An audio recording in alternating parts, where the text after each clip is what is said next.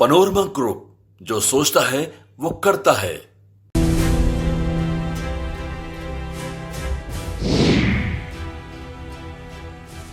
सूरज यादव को झुनझुन यादव मारा सुबह में, शनिवार सुबह के टाइम 10:26 में मारा।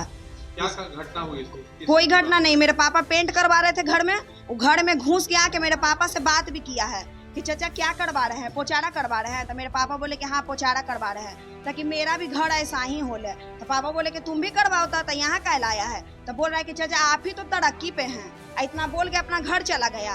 अब फिर ऊपर से रिवॉल्वर लेकर आया और मेरे पापा को एक गोली मुंह में मारा, एक गोली माथा में मारा। पापा घर बना लिए नया, तो इसको खुन्नस था कि घर द्वार कैसे बना लिए, हम यहीं पे हैं और मेरा इन लोग का घर इतना कैसे बन गया। बस इसी बात को उसको खुन्नस था, उसी लिए वो किया है।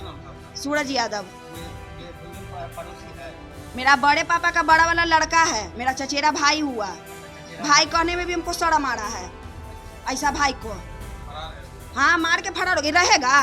क्या मामला है सर? एक व्यक्ति की गोली मार हत्या कर दी गई है सर। कर दी गई है, क्या कुछ पूरा मामला है? जी बात ऐसी है कि एक व्यक्ति जिनका नाम सूरज यादव था, उनकी आज सुबह उनके अपने भतीजे के द्वारा गोली मारकर उनके अपने घर में हत्या कर दी गई। नमस्कार, न्यूज़ फॉर नेशन देख रहे हैं आप, मैं हूं अनिल। राजधानी पटना एक बार फिर से गोलियों की तड़तड़ाहट से गूंज उठा है। दरअसल मामला पटना के कंकड़बाग थाना क्षेत्र के हाई स्कूल गली का है, जहां पे एक संकरी गली में एक भतीजे ने अपने ही चाचा को मौत के घाट गोलियों से मारकर उतार दिया है।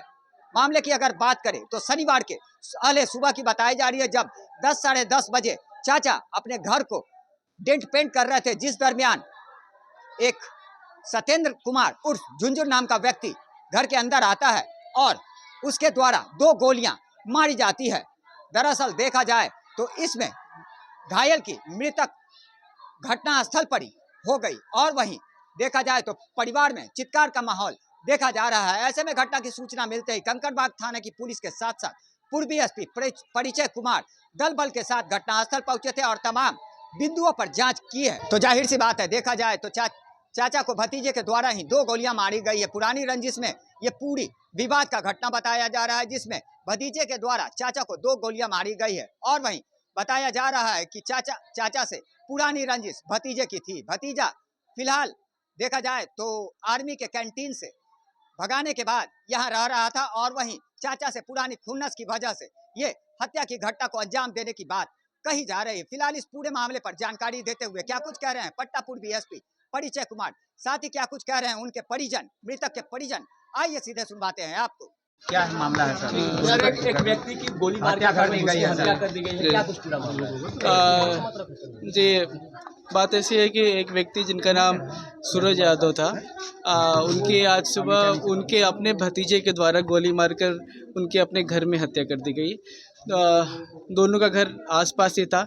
जैसा कि फैमिली वालों ने बताया है कि ये पूर्व का हल्का फुल्का डिस्प्यूट था, बट अभी हाल फिलहाल में कोई इनके बीच में कोई मेजर ऐसी कोई बात हुई नहीं थी।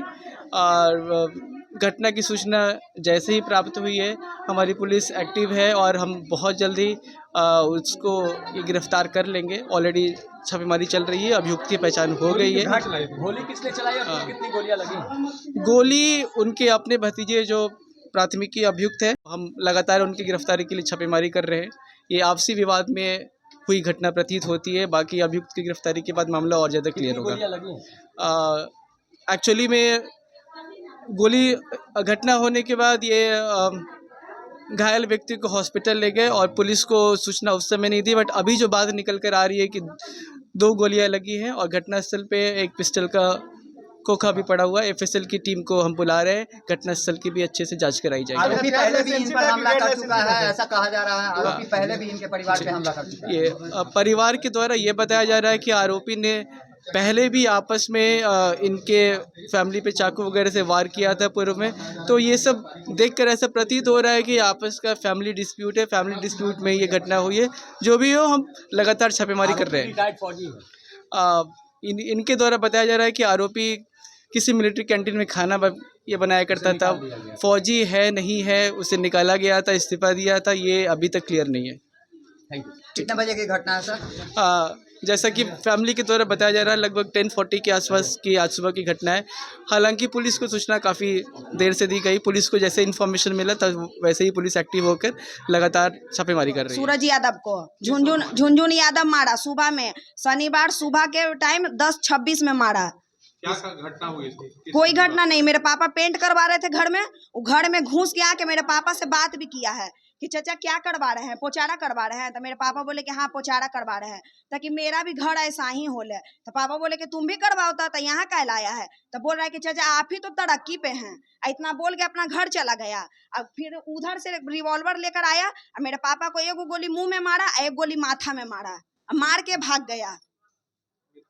हाँ, 11:30 बजे ही डेट कर गए। क्या करता है? झुनझुन यादव नौकरी में था तो रिजाइन देकर यहाँ आ गया है।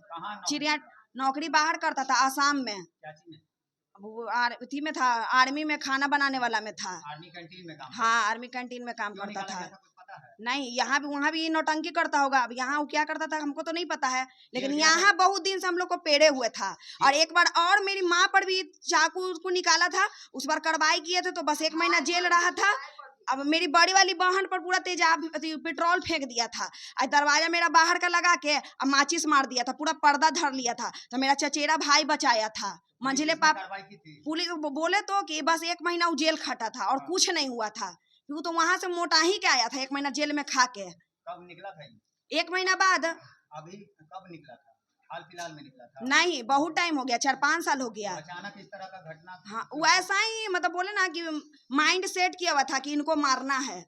हाँ हाँ, बस कि ये लोग ऐसे कैसे तरक्की कर रहा है कि मेरे बाबा घर बना लिए नया, तो इसको खुन्नस था कि घर द्वार कैसे बना लिए, हम यहीं पे हैं और मेरा इस लोग का घर इतना कैसे बन गया। बस इसी बात को उसको खुन्नस था, उसी लिए वो किया है। सूरज यादव। ये झुनझुन पड़ोसी है? मेरा बड़े पापा का बड़ा वाला लड़का है, मेरा चचेरा भाई हुआ। भाई कहने में भी हमको सड़ा मारा है। ऐसा भाई को हाँ मार के फरार हो गई। रहेगा कुछ बरामद हुआ? पिस्टल वगैरह?